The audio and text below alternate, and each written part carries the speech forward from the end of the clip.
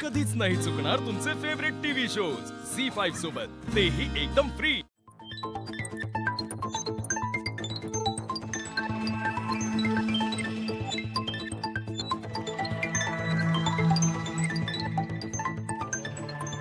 अजून किती वेळ घेणार आहेस तू? पैसे कुठे आहेत? पण आधी मला सांगा, तुम्हाला हे पैसे का हवेत? हे तुला काय करायचंय? ओके, नाही मिळणार मग या तुम्ही। फाईन, मी सांगते हे बघ, मला पैशाची गरज होती, त्यामुळे मी एका बँकेकडनं घरावरती कर्ज घेतलं होतं आणि एका मनी लेंडरकडनं पैसे उचलले होते। आता ते धमकी देतात की पैसे वेळेवर दिले नाहीत तर माझं घर बळकावतील। आणि हे बघ, मला माझं घर गमवायचं नाहीये। अगं मम्मा, तू एवढी सिरियस गोष्ट मला का नाही सांगितलीस? तुला सांगून काही फायदा झाला असता का नाही? हा, तुला एक साधी गोष्ट सांगितली होती की पैसे माझ्यापर्यंत पोहोचव, पण ते सुद्धा तू करू शकली नाहीयेस।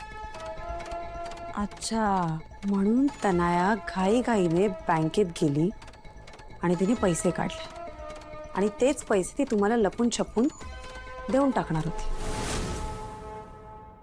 एवढी गरज होती तर मदत मागायची होती, कोणीही मदत केली असती। ही सगळी काय पद्धत आहे? तुमच्यामुळे नको नको ते गुंड घरात घुसले होते। शिवा नसती तर काय झालं असतं देव जाणे। एक मिनिट, अखिलला माहितीये? त्याला 4 दिवसात पैसे परत मिळतील असं सांगितलं।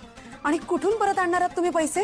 ए, मला नाही माहिती ग। खुश अहो, ही फसवणूक आहे, शुद्ध फसवणूक। हे ऐक ना, माझा नवरा सीईओ आहे, त्याने स्वतः चेकवर सही केली। मग तुला काय प्रॉब्लेम आहे? अनाया, तुझा नवरा जरी सीईओ असला ना तरी माझ्या नवऱ्याने कष्टाने कमवलंय सगळं, घाम गाळून मिळवलंय सगळं। ते काय तुमच्यासारख्या खोटारड्या माणसांवर उधळायला नाही।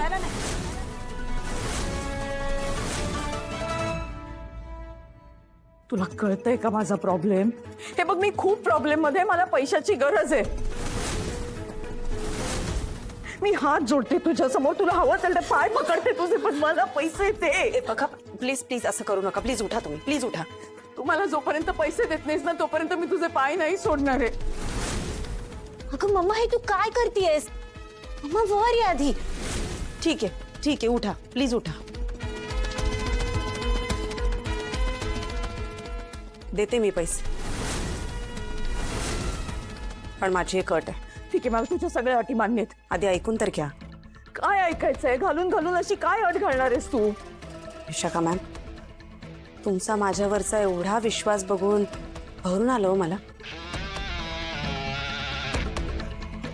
थांबा,